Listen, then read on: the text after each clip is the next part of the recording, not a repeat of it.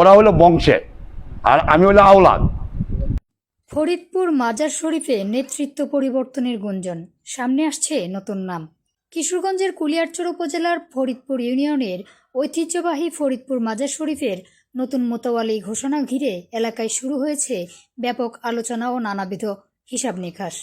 সংশ্লিষ্ট একাধিক সূত্র বলছে, আসন্ন বার্ষিক ওরসকে সামনে রেখে খুব শীঘ্রই নতুন মোতাওয়ালির নাম আনুষ্ঠানিকভাবে ঘোষণা করা হতে পারে।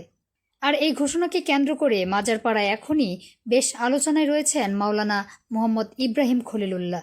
মাজারের হুজুরের নাতি হিসেবে পরিচিত মাওলানা মোহাম্মদ ইব্রাহিম খলিলুল্লাহকে ঘিরে নতুন সাধারণ ভক্ত, ধর্মপ্রাণ মানুষ ও তরুণদের মধ্যে ইতিবাচক আলোচনা লক্ষ্য করা যাচ্ছে।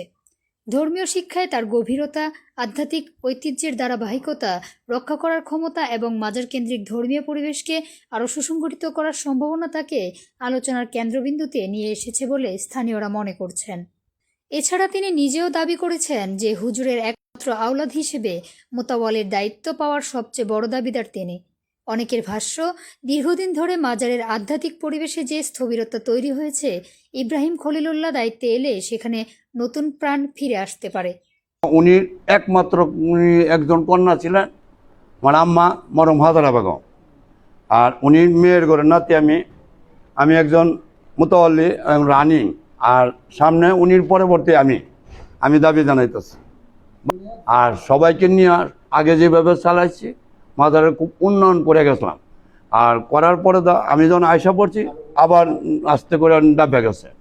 আর যদি আমি সামনে হইতে পারি, আমার নানা হুজুর গ্রহণ করে, তাহলে আমি চেষ্টা করব এই আমার নানা হুজুরের পবিত্র এবং মাজার শরীফের উন্নয়নের জন্য আমার নানা হুজুর দয়া করে যাতে আমার মাধ্যমে করায় নেন।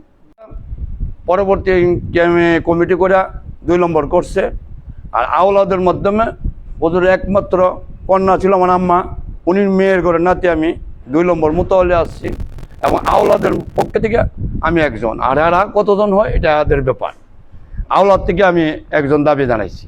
এদিকে বর্তমান সহ মোতাওয়ালির আজিজুর রহমান মাসউদ শাহর নামও এবার সবচেয়ে আলোচিত সম্ভাব্যদের মধ্যে উঠে এসেছে।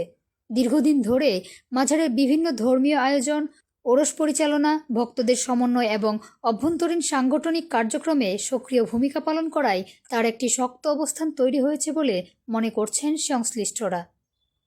বিশেষ করে মাজারের নিয়মিত কার্যক্রমের সঙ্গে সরাসরি সম্পৃক্ত থাকায় স্থানীয় অনেকেই তাকে ভেতরের অভিজ্ঞ মুখ হিসেবে দেখেছেন। তার অনুসারীদের দাবি, প্রশাসনিক সমন্বয়, ধর্মীয় পরিবেশ বজায় রাখা এবং মাঠ পর্যায়ের গ্রহণযোগ্যতার দিক থেকে মাসুদ শাহ বর্তমানে অন্যতম যোগ্য দাবিদার। আমাকে যদি হজরত মৌলানা আবু আলী আক্তার উদ্দিন শাহ কলন্দর গৌস পাক রহমতুল্লাহ আলাইহির মাজার শরীফের মোতাওয়ালি দায়িত্ব দেওয়া হয়, আলহামদুলিল্লাহ আমি শরীয়ত সম্মতভাবে পরিচালনা করার চেষ্টা করব। পাশাপাশি আমি দীর্ঘদিন যাবতীয় মোতাওয়ালি প্রার্থী, এখনও প্রার্থী। আপনাদের সবাই নিয়ে বক্তবিন্দু, আশাকান জাকারান সমাজ, ভাই বন্ধু যারা আছেন সবার কাছে আমি আকুতি যে আমাকে দিয়ে সুন্দর সৃষ্টি করার লক্ষ্যে আমাকে মোতাওয়ালি দায়িত্ব দেওয়া হয়। তা আমি সুন্দর সৃষ্টির লক্ষ্যে শরীয়ত সম্মতে পরিচালনা করার চেষ্টা করব। আমার জন্য দোয়া করবেন। আসসালামু আলাইকুম ওয়া রাহমাতুল্লাহি ওয়া বারাকাতুহু। অন্যদিকে সাবেক ইউপি সদস্য নুরুদ্দিন মেম্বারের নামও বিভিন্ন মহলে আলোচনা হচ্ছে। দীর্ঘদিনের সামাজিক সম্পৃক্ততা, স্থানীয় প্রভাব ও জনসেবামূলক কর্মকাণ্ডের কারণে তিনিও সম্ভাব্যদের মধ্যে রয়েছেন বলে জানা গেছে। মৌলানা আবু আলী আক্তার উদ্দিন শাহ কলন্দর গাউস পাকের হুজুর পাকের নাতি আমি। এই হিসাবে হুজুর পাকের মাজারের মোতাওয়ালি হিসাবে আমি মোতাওয়ালি প্রার্থী। এই হিসাবে আমি সবার কাছে দোয়া চাই। আর আমি একজন রিয়াজ শনিক, আলম ভাইয়ের অনেক ভক্ত। এই হিসাবে আমি মাজারের মোতাওয়ালি চাই, মানে যেভাবে সুন্দরভাবে মাজারটা পরিচালনা করতে পারি এই আশা ব্যক্ত রেখে আপনাদের কাছে দোয়া চাই, মানে দুর্নীতিমুক্ত করতে পারি এই আশা নিয়ে ফরিদপুরবাসীর কাছে আমি দোয়া চাই। সবশেষে বর্তমান মোতাওয়ালি নজরুল ইসলাম কাজীর বিষয়টিও জোর আলোচনায় রয়েছে। দীর্ঘ সময় ধরে তিনি মাজারের দায়িত্বে থাকায় প্রশাসনিক অভিজ্ঞতা, নিয়ন্ত্রণ কাঠামোয় তার অবস্থান এখনও শক্ত বলেই মনে করছেন অনেকে। যদিও স্থানীয় বিভিন্ন মহলে তার দায়িত্বকাল নিয়ে নানা অভিযোগও রয়েছে।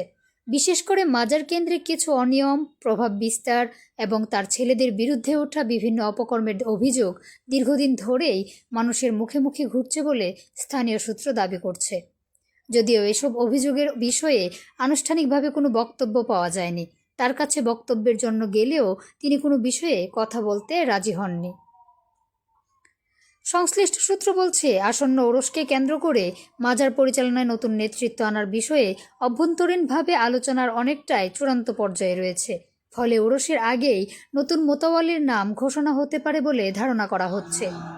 তবে এখন পর্যন্ত মাজার কমিটির পক্ষ থেকে কোনো আনুষ্ঠানিক ঘোষণা না আসায় পুরো বিষয়টি নিয়ে জনমনে কৌতূহল ও উৎকণ্ঠা দুটোই বাড়ছে। স্থানীয় ভক্ত ও সাধারণ মানুষের প্রত্যাশা, যিনি দায়িত্ব পান না কেন, ফরিদপুর মাজার শরীফের ঐতিহ্য, ধর্মীয় মর্যাদা ও শৃঙ্খলা অক্ষুণ্ণ রেখে সেবামূলক কার্যক্রম আরও স্বচ্ছ ও সুসংগঠিতভাবে পরিচালিত হবে।